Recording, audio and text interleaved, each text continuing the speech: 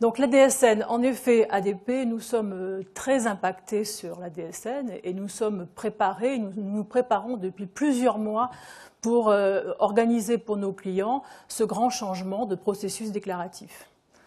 En effet, nous avons plus de 12 000 clients et nous faisons pour le compte de nos clients tous leurs déclaratifs. Les DUX, l'attestation ACEDIC, l'attestation Pôle emploi et la grosse déclaration de fin d'année, la DADSU. Donc bien sûr, nous avons mis en place pour nos clients tout un tas de services pour rendre tous ces déclaratifs fluides, productifs, industriels, mais nous sommes bien placés pour identifier toutes les problématiques du déclaratif et dès que ça ne marche pas, dès qu'on a des éléments bloquants, nous les voyons sur nos écrans et nous les vivons avec nos clients. Donc effectivement, nous avons pris à cœur le déclaratif DSN et nous avons regardé en professionnel tous les impacts que ça pouvait avoir pour les entreprises. Avec des équipes dédiées.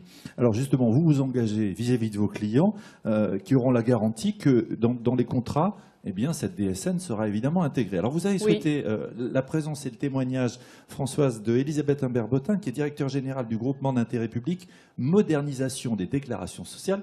Elle va nous rejoindre et je vous demande de l'accueillir chaleureusement, s'il vous plaît.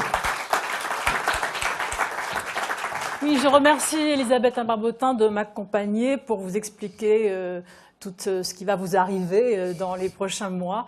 En effet, comme je vous ai dit qu'on était en train de préparer tout cela pour nos clients, avec nos clients pilotes, nous l'avons beaucoup fait avec les équipes d'Elisabeth et nous avons passé de nombreuses réunions à leur expliquer tous les cas de paye tordus que nous avons pour que ça fonctionne parfaitement quand nous allons ouvrir les transferts.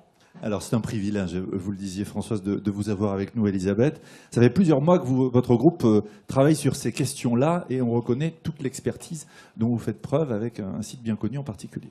Oui, ben, le GIP MDS, Modernisation des déclarations sociales, vous le connaissez, c'est notre entreprise qui est quand même très largement utilisée et qui a constitué quand même une première étape de simplification importante en mettant tout sous la main des entreprises dans un seul endroit.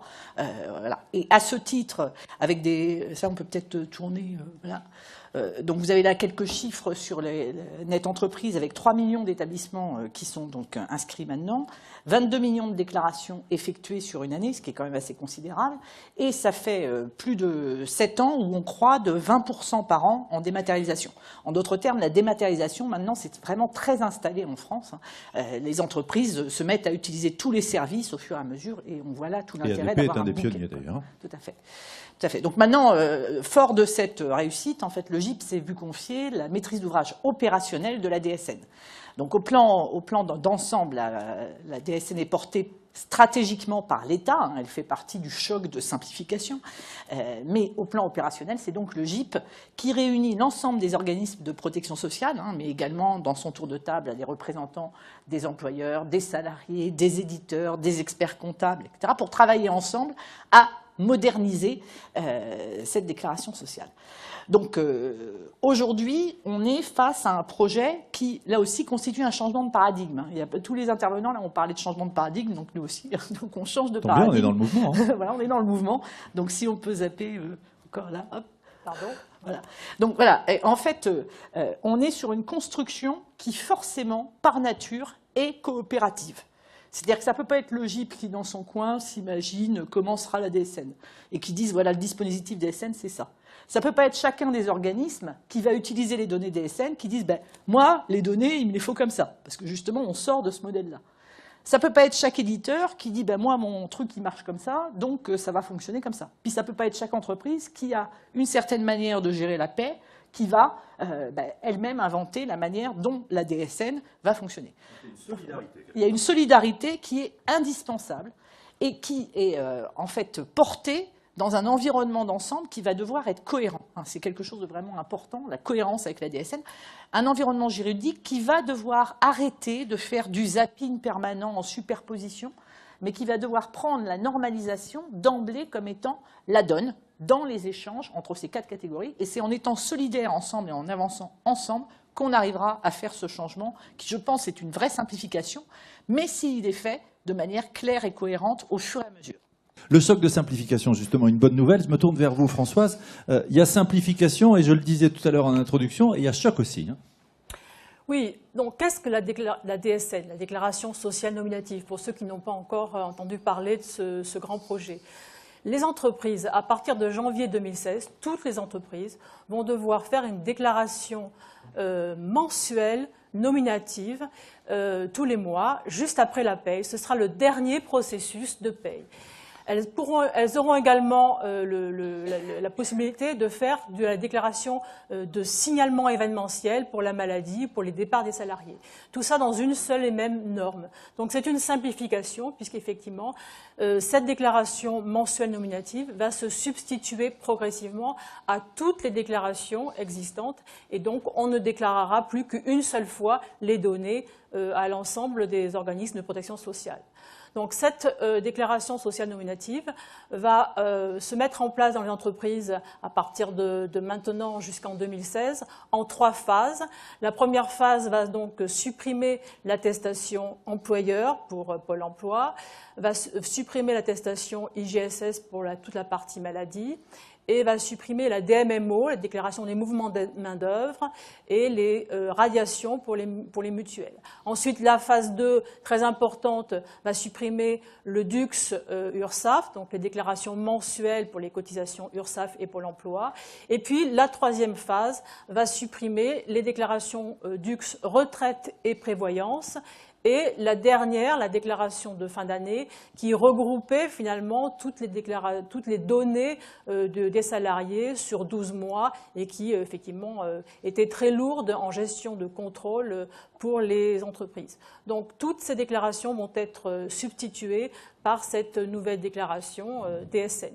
Et c'est effectivement un gros choc, puisque les prestataires de services, évidemment, nous devons modifier complètement et de manière profonde nos outils et nos applicatifs déclaratifs. Ils sont tous à remettre en place.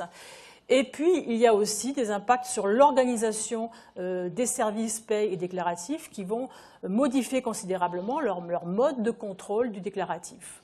Alors, ça déboussole un petit peu. On se dit, bon, ben voilà, 2016, on a le temps. Pas vraiment. Françoise, concrètement, vous nous disiez, ça sera mensuel une bonne fois pour toutes. Expliquez-nous. Oui, l'impact informatique, bon, on va s'en sortir, mais il faut bien que vous ayez à l'esprit l'impact sur les organisations des entreprises. En effet, actuellement, les entreprises, les services du déclaratif, paye déclaratif, contrôlent les montants déclarés au fur et à mesure des déclaratifs. Donc, événementiel pour les attestations Pôle emploi, où il y a 12 mois à vérifier, tous les mois les DUX, au trimestre on vérifie les retraites, et puis c'est finalement un arrêté comptable de fin d'année, la date dessus, qui fait qu'on contrôle tout ce qu'il y a à la fin, et il faut que ce soit parfait à la fin. Et tout ça, c'est bien étalé dans le temps. Et à partir du moment où on va faire une déclaration sociale nominative qui va se produire derrière chaque paye avec une déclaration des données qui sont les données du mois, les contrôles vont se regrouper en même temps que la production de la paye, et ça peut effectivement avoir un impact d'organisation, une surcharge de travail pendant cette période difficile de paye de fin de mois. Donc il faut se faire accompagner et à terme évidemment gain de temps, fin des approximations, fin des réajustements.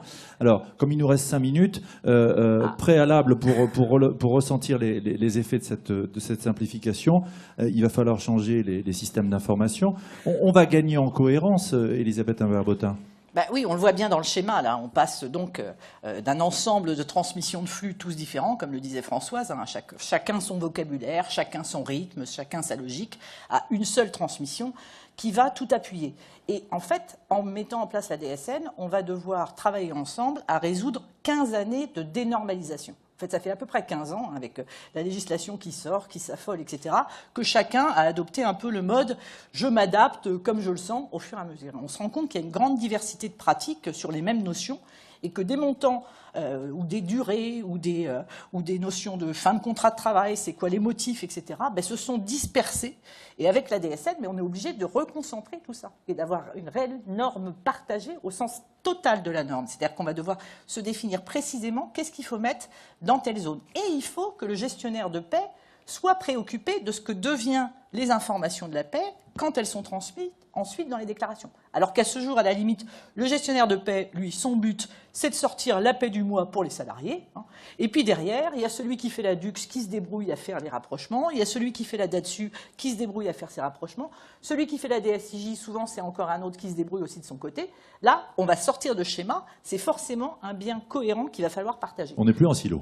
On n'est plus en silo. Et en plus, donc, on va quand même considérablement simplifier. Là, on a, dans la phase 1, avec les déclarations qui sont remplacées, dont a parlé Françoise, on a baissé de 35% le nombre de données qu'on demande aux entreprises sur ces déclarations. La phase 2, qui va commencer en automne, on baisse à nouveau de 70%. Et la phase 3, on baissera de 75%. Ce qui fait que les données nominatives, qui à ce jour sont à peu près 7 à 800 dans la DATSU, on n'en demandera plus que 200 chaque mois. Donc on est quand même sur un chemin de cohérence et de maîtrise aussi, parce que ce sera beaucoup plus simple à comprendre et à véhiculer. On essaye aussi de parler français avec la DSN, ce qui n'est pas toujours simple, parce que la législation n'est pas simple, mais on s'y emploie. Alors ADP a prévu d'accompagner ses clients en mode projet, donc justement pour faciliter cette tâche, Françoise ? Oui, donc pour arriver à cette simplification qui le sera effectivement au terme de ces 3 étapes, nous avons mis en place un service d'accompagnement très important pour les entreprises pour les aider à passer ces 3 phases. En fait, c'est un projet avec planification et donc au fur et à mesure, nous allons donc mettre en place des nouveaux services pour faire les déclarations en mode EDI pour nos entreprises.